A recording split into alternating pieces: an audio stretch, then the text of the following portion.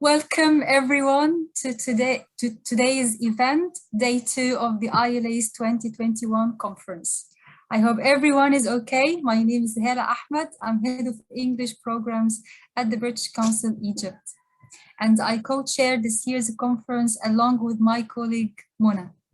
I'm truly happy to be with you today and during the event, and I hope you found day 1 quite useful.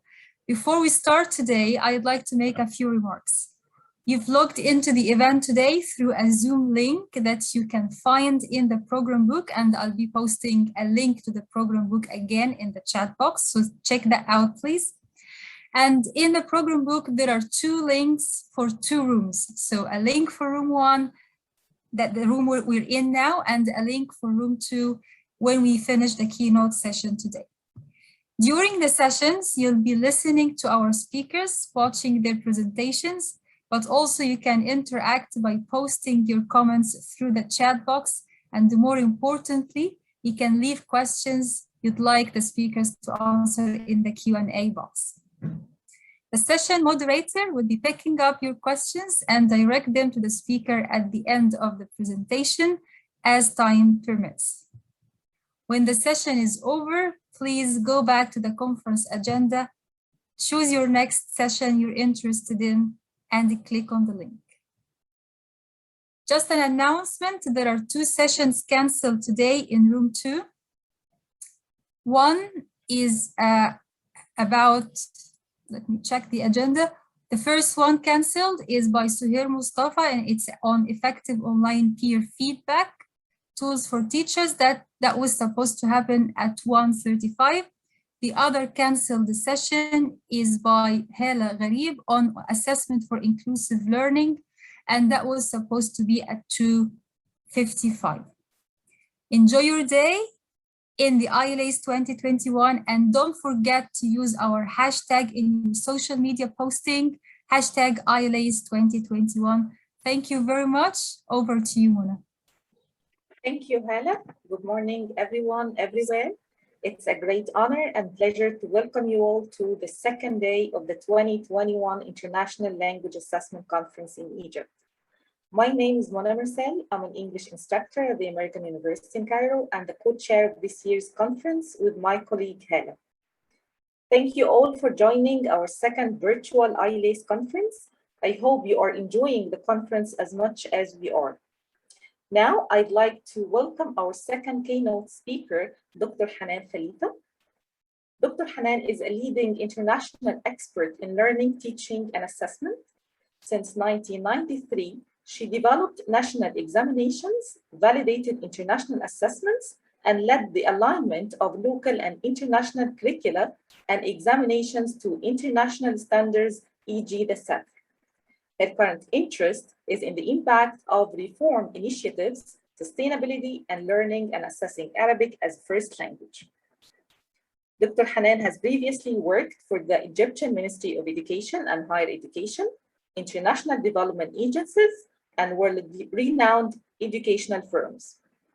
In 2003, she joined the University of Cambridge Press and Assessment leading on English language research and on transforming education with governments worldwide. Dr. Khalifa is an accomplished author with cited publications, an ELT and International Education Awards winner, and a chair of International Education Advisory Boards. Dr. Khalifa will talk to you now about COVID-19, silver lining for language learning, teaching, and assessment. During the session, you can interact by posting your comments through the chat box, and more importantly, you can leave questions you would like the speaker to answer in the Q&A box. Thank you, and over to you, Dr. Hanan. Thank you very much. It's such an honor to be with you today, and I'm trying to share the screen, sorry. Okay. I'm not sure if it is, okay, sorry, I'm gonna try and do that again.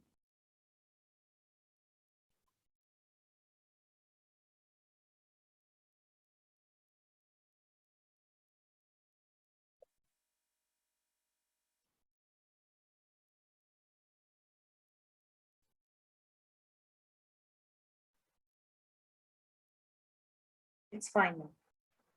Yeah. I'm sorry, it's just, I just need to do a couple of things if you bear with me.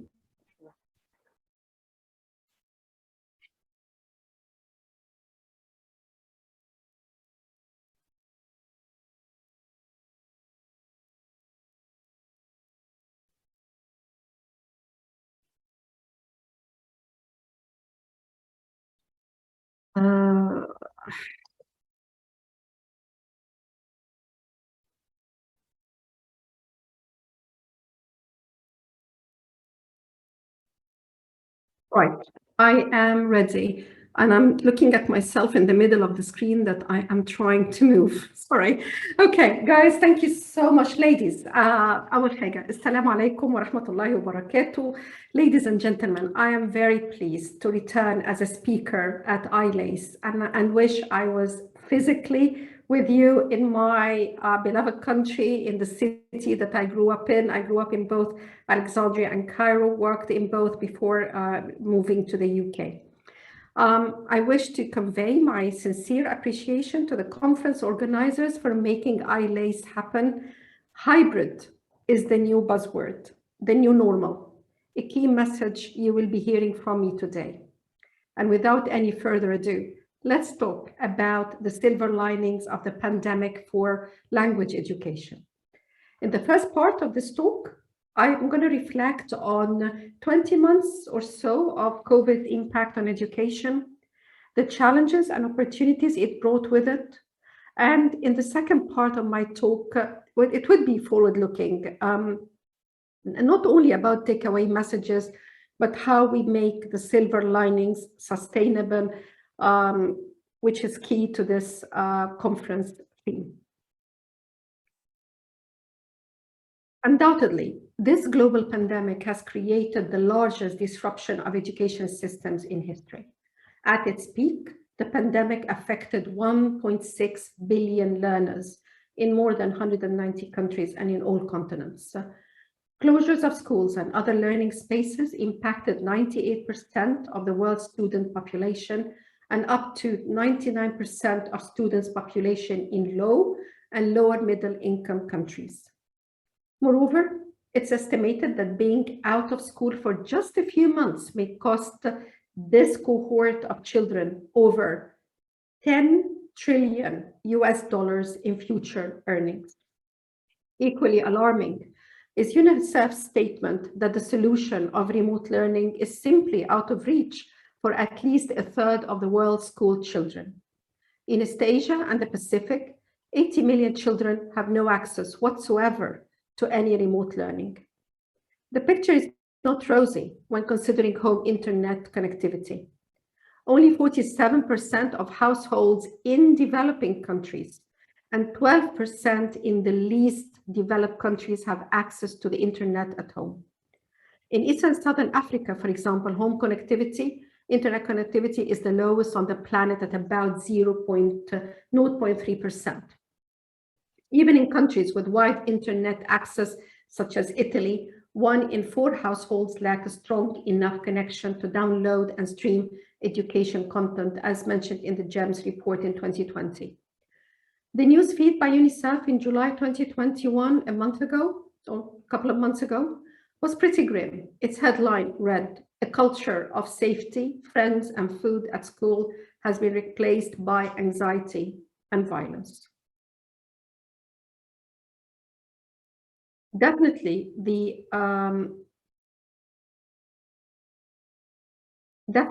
pandemic has intensified the global divide, but it also highlighted deep problems with infrastructure, school preparedness, and learning environments. If we look at school preparedness, a report compiled by Cambridge University Press and Assessment reveals that schools across the world were generally not prepared to implement distance learning at scale when schools were closed during periods of lockdown. Indeed, one of the main outcomes of schools needing to revert abruptly to remote teaching without an appropriate pedagogical and physical infrastructure in place is that most schools, unsurprisingly, adopted remote emergency teaching or RET practices. These practices included transferring classroom practices online without the pedagogical scaffoldings in place, such as well-constructed feedback, interaction, and classroom engagement, or merely expecting students to be able to continue with their studies, for example, while interacting just with paper-based assignments that have been uploaded to an e-learning management system. Most state schools did not offer live lessons due to lack of teacher preparation or lack of resources or concerns of students' access or online privacy and safeguarding. On the other hand, some wealthy schools, private schools, had personnel to deal with online privacy and security issues, IT personnel to support teachers, and digital learning experts to advise on best ways to implement online learning. If we look at learning environment, research done by Andrew et al. Confirmed that not all children had access to a quiet, dedicated space for effective learning. Digital access, lockdowns, and further restrictions resulted in learning becoming far more dependent on personal computer and internet access within student homes. During lockdown, parents in the UK reported spending money on extra books, resources, subscription to apps or websites or on electronic devices. Of course, this is only true for parents who can afford to do so. UK students from disadvantaged communities have less access to personal technology and high-quality online learning resources. And in settings where a computer was available at home, its use may be contested by siblings also requiring access for learning and by remote working parents.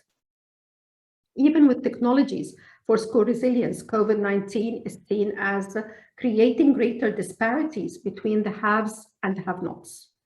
With those having internet-enabled mobile devices, tablets, or laptops at home with a good internet connection, being able to access EdTech platforms for supplementary education or attend virtual classes, leaving out those with limited means for education continuity. Now, having just gone through a bleak image at the pandemic, John Milton's saying in Mask Comus comes to mind. Was I deceived, or did the sable cloud turn forth her silver lining on the night? Here are my top silver linings. Number one, positive attitudinal change towards online education. Doubts about the effectiveness and value of online learning and resistance to its use seem to be shifting to how can we make better use of technology. Number two, taking control of our own learning. Since online learning has launched, we can have the words and lessons recorded, which allows us to play it back and review it so that we can analyze and interpret it better, just like we're doing right now. And I think this had actually brought deeper learning. Number three, hybrid learning. Highlighted the need for a flexible curriculum, while learning loss forced decision makers, policy makers, curriculum designers to rethink what really matters to be taught and learned. How can we truly accelerate bridging the gap between education and employability? Number four, shifting the focus of teacher development from learning how to use the technology to organizing pupil collaboration digitally, delivering remote lessons, digital assessment, balancing effective feedback with students' mental health and well-being at times of crisis. I don't think there is any other time where the pastoral care and the pastoral role that teachers play was more important than the times of a pandemic or crisis. Another one, number five, rapid adoption of emergency remote teaching. Schools started with providing downloadable packs of resources, links to resources on the school website or learning platform, and increased the use of already available apps and online resources. As lockdown extended, they moved to pre-recorded lessons by teachers and some live lessons. With the adoption came the realization that classroom practices and online practices are not the same. Online learning requires a much higher degree of self-regulated learning skills. Remember those 21st skills that we've been talking about for quite a long time? Now is the time that this needs really to be put into full practice. Some students are not equipped with being self-regulated at learning, self-regulated, and often leading to a lower retention rates if they do not self-regulate. Online teaching requires pedagogical scaffoldings in place, such as well-constructed feedback, interaction, and classroom engagement.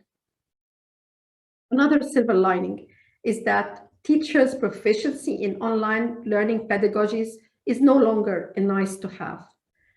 The possession of many resources, adequate devices, a reliable internet connection, and existing exposure to technologies is not a sufficient enabler on its own to lead to effective student learning. Teachers must develop online teaching skills and to be able to critically evaluate the evidence about the available EdTech tools and the applicability and appropriateness of different pedagogical methods. A newly found and deeper appreciation of teachers. This is my favorite silver lining. You only have to glance online to see that the COVID-19 pandemic has sparked a new appreciation of teachers, particularly among parents who are suddenly tasked with homeschooling.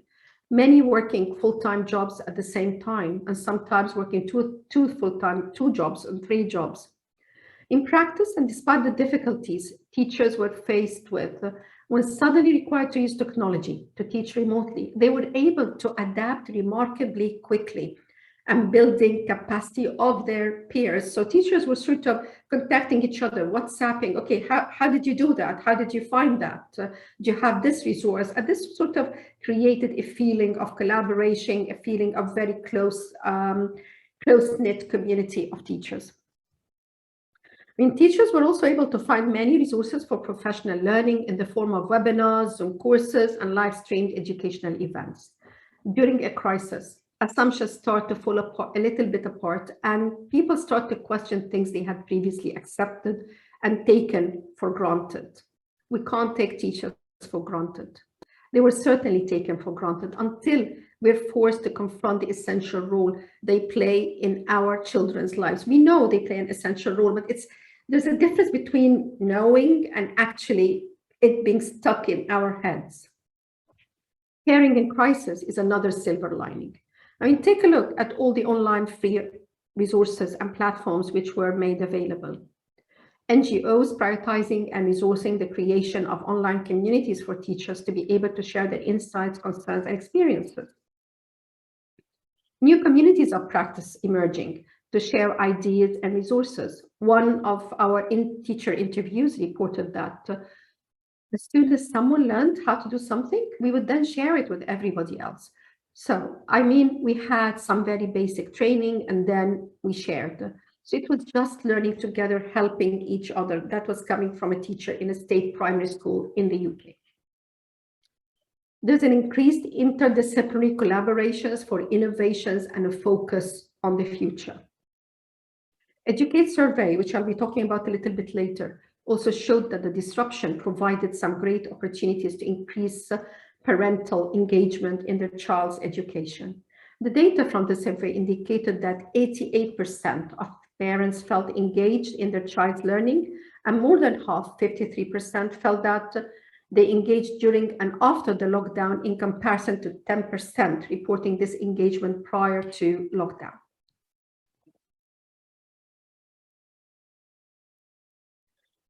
And my favorite silver lining is actually going back to the future. Many countries have developed broadcast curricula, television and radio-based, especially for primary and lower secondary students. I remember when I was studying for Thanawiyya Amma, I used to turn to the TV for those broadcast lessons. Broadcast ensures school continuity and for students to complete the curriculum while maintaining social distancing. It also offers scope for making education content visually, orally, and more appealing. Although television presents constraints in terms of sharing course materials and need for electricity, TV-based remote learning had the potential to reach the most students. The picture where you're seeing the girl and a teacher speaking or broadcasting, this actually came from UNICEF Multiple Indicator Cluster Survey, which showed that 99% of families in the Kurdistan region of Iraq have access to TV, while only 50% of families have access to the internet. The Ministry of Education in Kurdistan region of Iraq was very conscious that online learning is not an equitable solution and will lead to increasing the disparities. A large proportion of the communities and families do not have a smartphone, internet connectivity, or computer. In addition, there are cultural norms which may prevent girls from accessing learning through online mechanisms. I don't know if this, how familiar this sounds to you. And if you look at certain contexts in Egypt, look at Al-Najua, look at certain places deep in the south, for example. It was a no-brainer that the Ministry of Education in Kyrgyzstan decided to use the education television as a tool to reach out to communities and places where online learning cannot. And after only 10 days of broadcasting, the ministry over there reported that an estimate of 350,000 children were benefiting from the education TV. Of course, UNICEF came back and they said, this is the best return on investment that they have ever made. Many countries around the world, especially in Africa, have adopted broadcast learning. The question we keep hearing or asking, what's the future of learning? An assessment in 5 years' time, in 10 years' time? Actually, the future is here. It has been knocking on our door for a while. We tried to barricade the door, but the pandemic and its global upheaval has let the future in. The future is digital. The future is hybrid. Developments in digital solutions have been accelerated and the uptake of it increased to unprecedented levels. You can see this in the widespread switch to online schooling, the rise in the use of apps and hybrid learning. And it's likely that teaching will continue to make use of digital technology for the foreseeable future. With this comes new challenges and developments. The future is definitely now. Nano learning.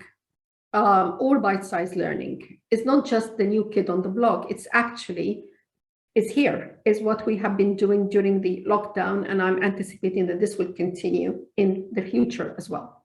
Nano learning is really about keeping it simple, focusing on the most important knowledge and concepts students need to learn or skills to gain, providing students with information on smaller amounts over a shorter period of time, which is more likely to capture their attention, increase their productivity, and help their ability to learn and address their short attention span, especially as it is harder for students to concentrate when being taught remotely. Learning analytics. The project in the Netherlands, the Quantified Student, is using learning analytics to make students more aware of their learning behaviors. They produced a range of apps that allow students to measure study-related behaviors and compare them to those of their peers in order to help manage the learning process. Similarly, in the UK, the JISC Study Goal app enables students to view their data and to access other features that support their study. In case you're not aware of JISC, it's actually the UK Higher Education or Further Education and Skills Sector. It's a non-for-profit organization for digital services and solutions, and historically is known as the Joint Information Systems Committee. Online learning is here to stay. It moved from being a visitor to a resident status. So the guest room is now a resident room. It's flexible and cost-effective. Broadcasting via TV and radio is making it more accessible. With the widespread acceptance and influence of mobile gadgets, providing online education is a concept which can be delivered a lot easier than before. Online resources are more accessible with a mobile app or a mobile-friendly version. Of course, not every student possesses a mobile device and not every parent is comfortable with their child having one. It took me actually a long time to have one of my kids now in their 20s have a mobile when everybody else in their school had one. Students engage with virtual or augmented reality because it inspires them to think beyond the four walls they are in. It takes them to places otherwise inaccessible. For example, a virtual field trip to ancient Egypt or to the bottom of the ocean. It appeals to visual learners who like to see and experience things instead of merely reading about them. Similarly, an interactive digital game could plunge learners into an adventure, for example, where they have to use their language skills to negotiate, to collaborate, build friendships, to escape from a forgotten planet at the edge of the universe. Gamification comes in, PS4 might be out of the door, or Xbox might be out of the door. There's always two sides of the same coin. Not every fun game is effective at teaching a given concept. Not every game that is effective at teaching the concept is fun either.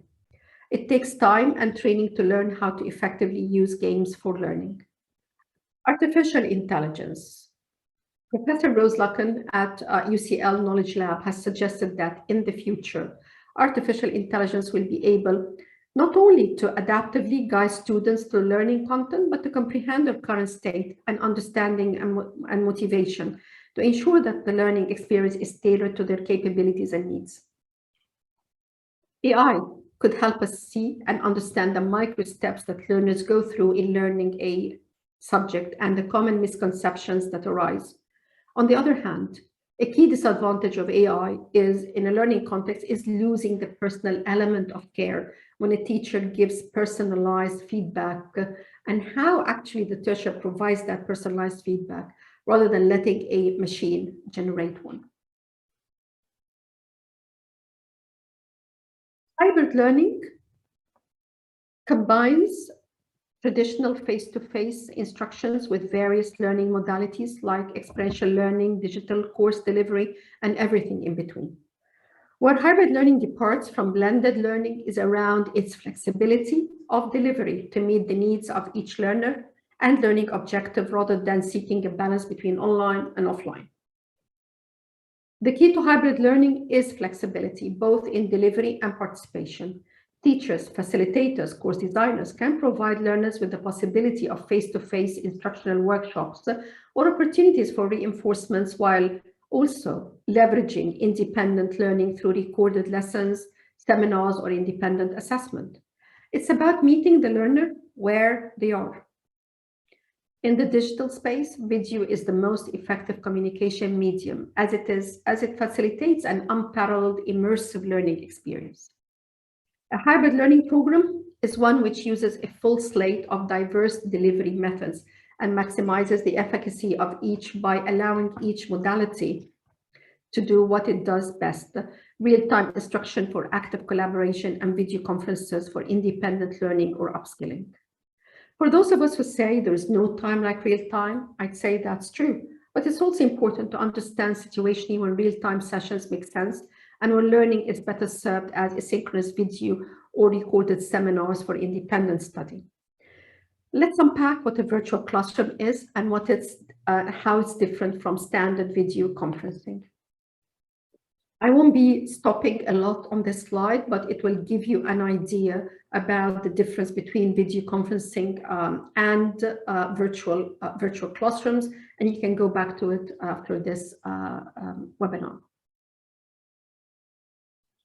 Recording real-time sessions is a great way to build a library of valuable materials to reinforce key learning objectives. Perhaps learners are not able to attend.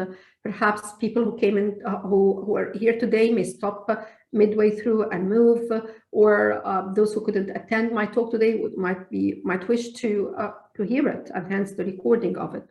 Sharing the recording is a perfect way for learners to catch up.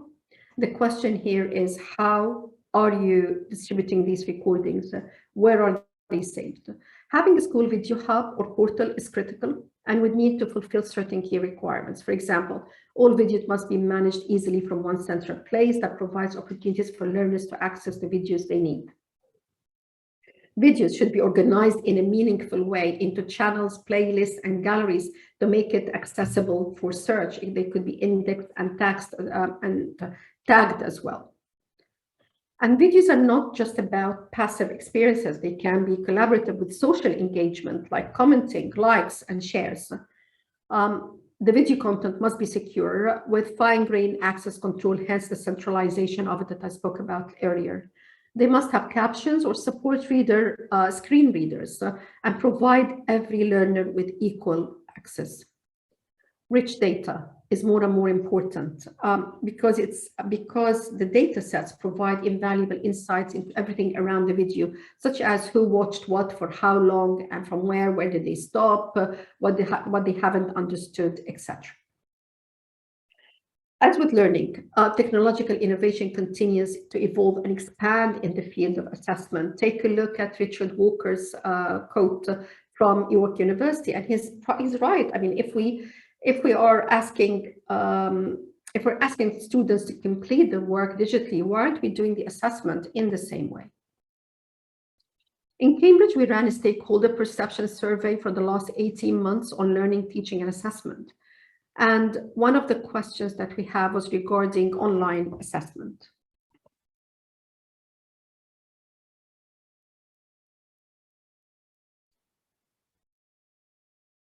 Our survey showed that whilst parents believe their child would prefer to take a computer-based English language exam, we were surprised to see that half of the learners actually who responded to our survey preferred paper-based.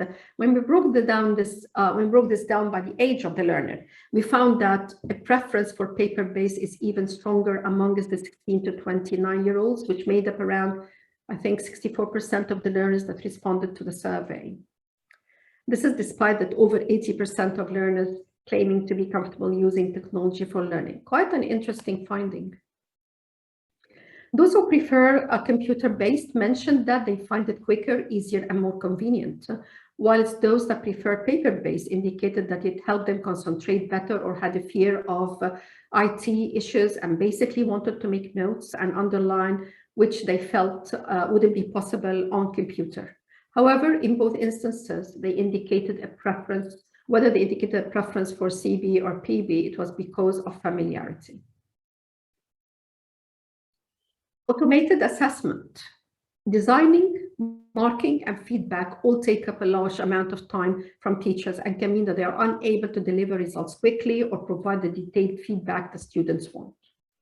We know that the human element of feedback is valued by teachers and students alike, but the rising number of students are also adding to marking workloads, and at the same time, students and parents are increasingly expressing dissatisfaction with the assessment and the feedback that they are getting. Automated assessment has certainly helped by automating some aspects of assessment, such as instant marking and feedback. In some cases, it has done this in a way that improves student experience and frees teacher time and expertise for the most valuable human activities. Having said that, when we surveyed our stakeholders, I mean teachers, parents, learners, testing centers, managers, and submission and admission officers, our survey showed that approximately 50% of the respondents were still a bit unsure about trusting exam results, which are either immediately available or which use an auto marker for productive skills.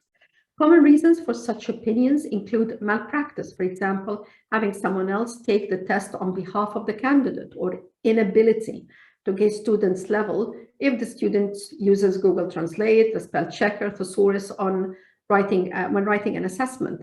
And skeptics of the auto marker often wonder, how could a computer mark the development of ideas in an essay or a critical appreciation of a literary text?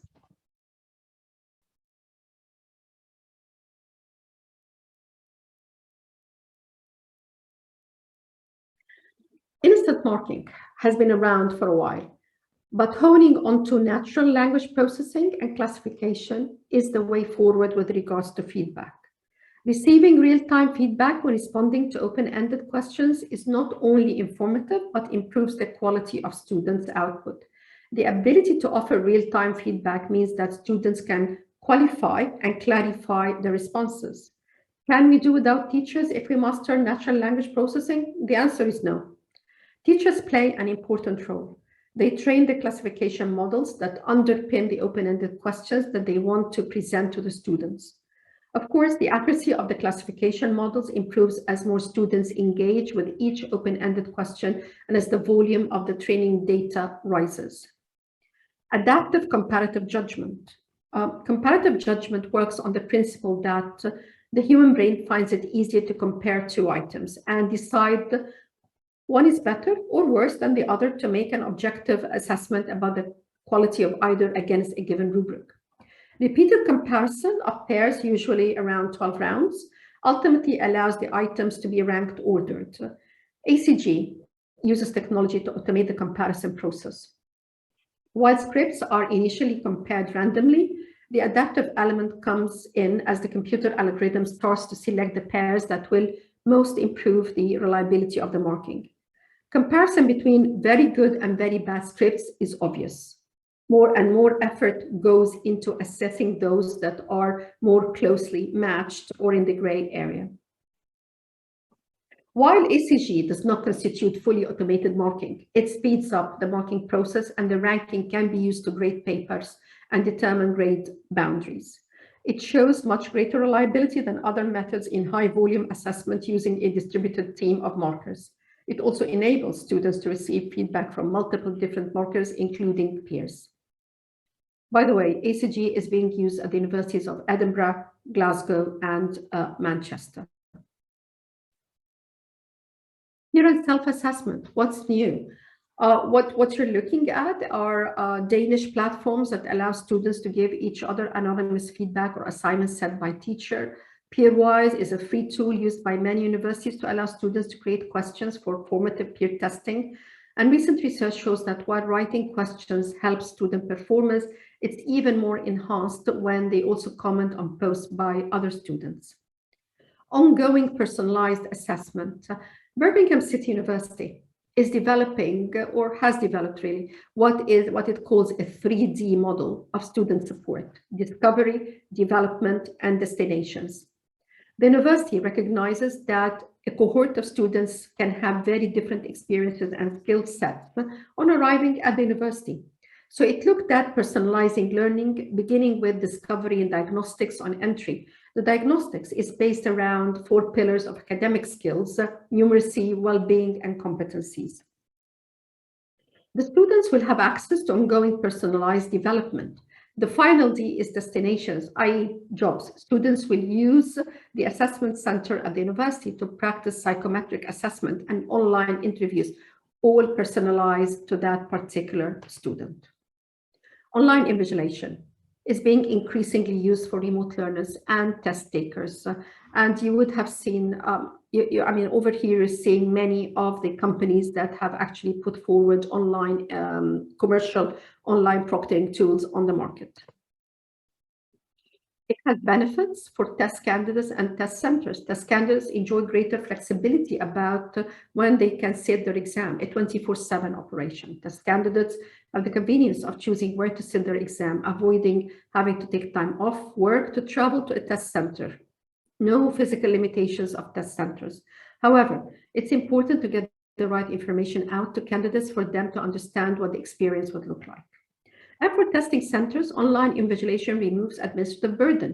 It removes the need of in-person invigilated and test centers, saves time and costs.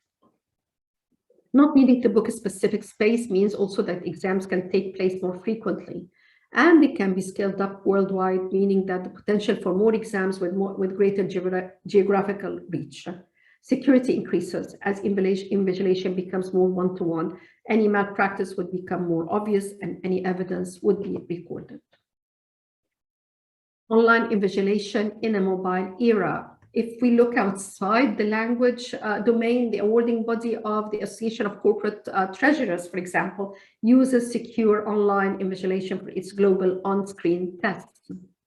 The student is required to use their mobile phones to show that there is nothing hidden in the room, which involves looking under the desks, up their sleeves, ensuring that the water bottle does not have a label and that there is nothing attached to their spectacles or behind their ears.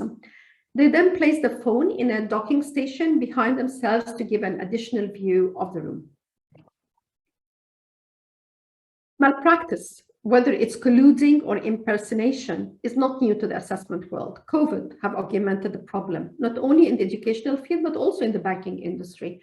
If you're using online banking, have you noticed the double authentication that banks introduced since the pandemic?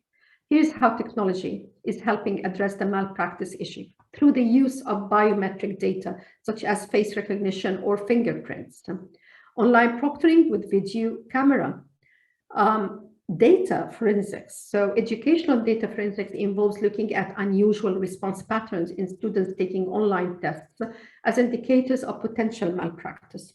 It assumes that viewing exam activity as an overall time series will show most students thinking and responding in rather short bursts, whereas somebody who's cheating might show a different pattern or a period of inactivity followed by a large chunk of data entry.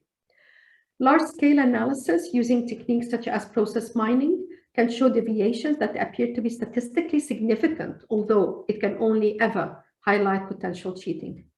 Taking this even further, the writing style in candidates' answers can be compared to the previous work, and online tools that claim to help detect authorship include ECRI and elude intelligence. Researchers go so far to suggest that keystroke dynamics represent a highly individual fingerprint that could be compared against a previous sample. Contract cheating is growing and a concerning issue, and plagiarism detection platforms show that emerging linguistic analysis technologies with more development could offer useful and robust contributions to the assessment field. However, these tools must be used alongside work with students to help them understand academic integrity and the issues involved. Google Street View lawsuit. We can't really talk about the use of technology in education without considering the debate in the global educational community about privacy. Consent, data protection, ultimately trust in the online world. Remember the privacy case of Google Street View, to which in July, I think 2019, they paid a $13 million settlement to resolve the class action against the company because they were collecting private information through its Street View project. In the online world, research by AVAS shows that more than one in 5 students in the UK admit to having bad online experiences during lockdown. Of those who cited negative online experiences, 72% had received unkind messages or unsolicited inappropriate content. Some received unwanted contact from strangers, and others received malicious video calls. Concerns about the use of surveys or tracking technologies that allow companies to collect information about students is a long-standing issue. Safeguarding and privacy are at the forefront of online teaching and assessment. And in fact, many primary schools in the UK stopped engaging with pieces of software because of safeguarding and privacy. One of the big debates is about whether to ask or demand students to use their cameras during remote synchronous lessons. While delivering a synchronous lesson with cameras on is a privacy hazard, shutting the cameras off might lead students to be more distracted. So it's worth bearing in mind that the whole discussion is based on the notion that a camera, or in general, a synchronous interaction is the most similar experience to the kind of experiences students are used to from face-to-face teaching. However, online synchronous learning can be very cognitively overloading. In addition, online learning opens a whole new world of asynchronous learning delivery, use of smaller groups, and many more affordances that could potentially ease many of those privacy debates. I would like to draw your attention to a particular piece of research carried out by Educate Ventures and Cambridge Partnership of Education. The research was carried out to understand the ways in which the crisis affected teaching and learning, and it traced the impact of the crisis from policy to pupil in the UK, drawing out practical recommendations. The key themes in the report are the ones that you're seeing right in front of you.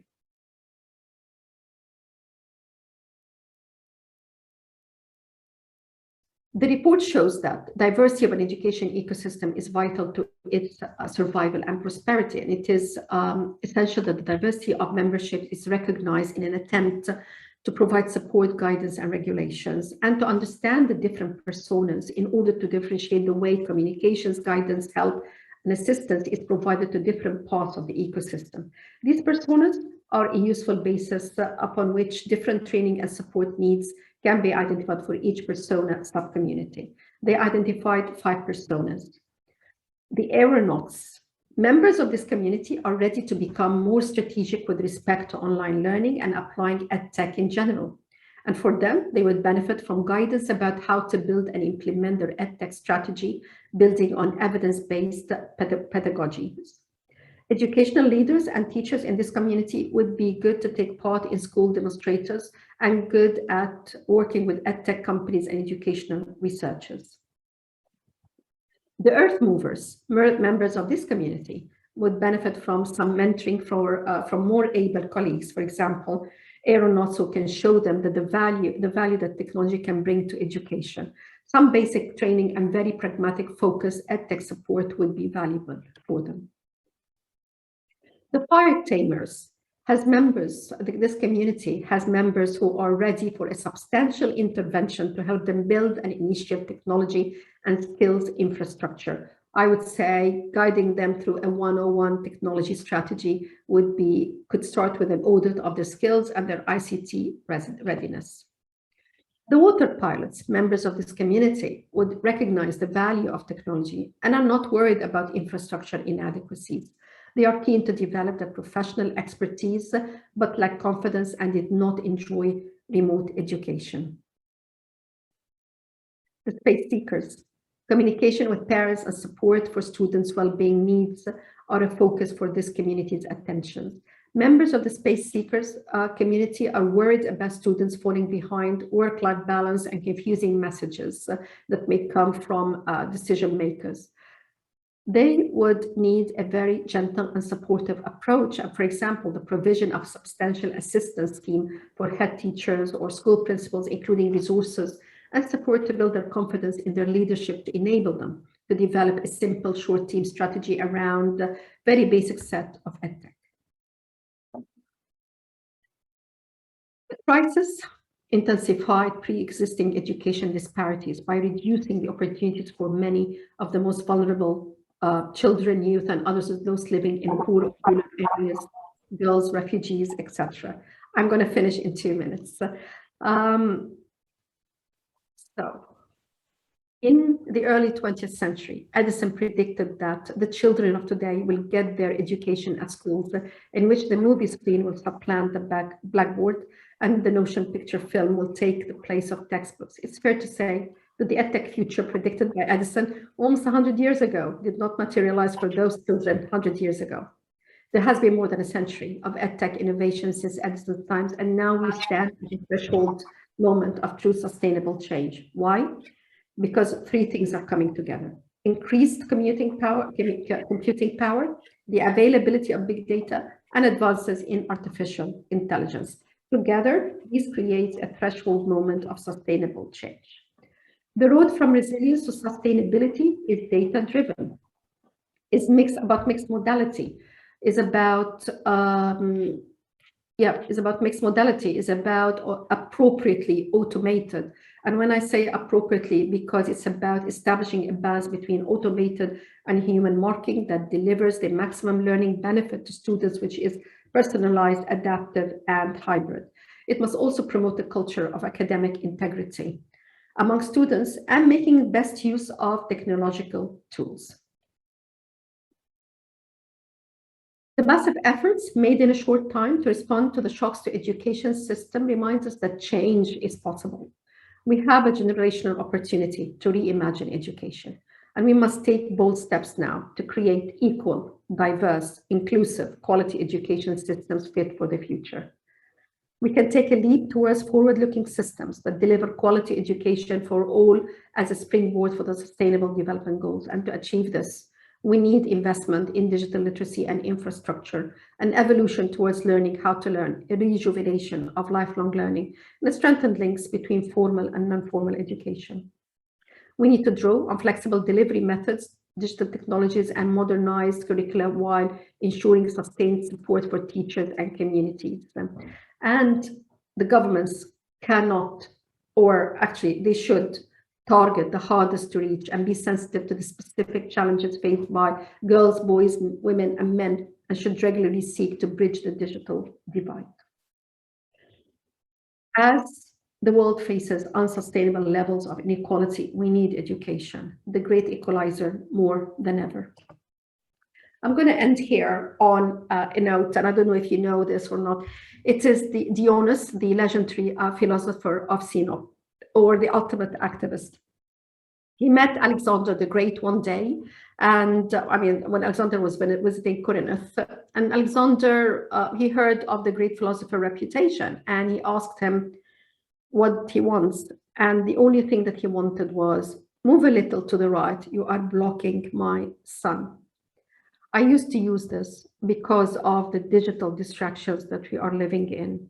I'm going to take it back, because we cannot, it's like fighting the tide. It's just knowing how to make best use of it. Thank you very much. And I think I'm a bit over the time or on time. So thank you so much, Dr. Hanan. That was really informative and beneficial. We have here a question for you from Marie Makamallo, and here is what she wrote for you. Thank you, Dr. Hanan, for sharing the point on broadcasting. I agree that it offers a more equitable option when compared to online learning. Having said that, I was wondering if it offers the same quality learning experience. In a broadcasting setup, the student is a receiver. He or she does not get to interact with the matter being studied as in a classroom, virtual or real-time setup. Would you mind sharing your thoughts on this, please? It is very true, but it's also about fitness for purpose and the context, and no one size fit all policy. So, for example, you need to think about circumstances where learners have nothing. They have nothing. They don't have internet connection. They are not allowed to go to schools. The only thing that they have in their house could be radio or a television. What do we do in that case? We either go towards the learning loss road, or we try and recover through TV broadcast. I also think that the broadcast is, and the radio broadcast is, even though in some countries, like in Egypt, like I grew up watching the radio, hearing the radio and watching the TV broadcasts on these, on the education TV. But it's about actually teaching the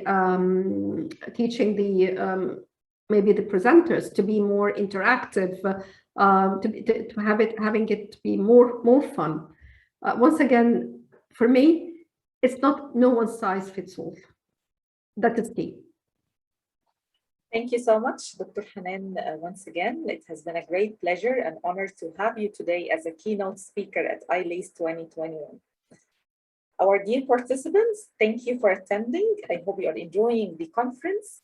Our next concurrent sessions will start at 12:15. You can find the links to room 1 and room 2 in the conference program book. Bye-bye for now, and we will meet after 20 minutes. Thank you.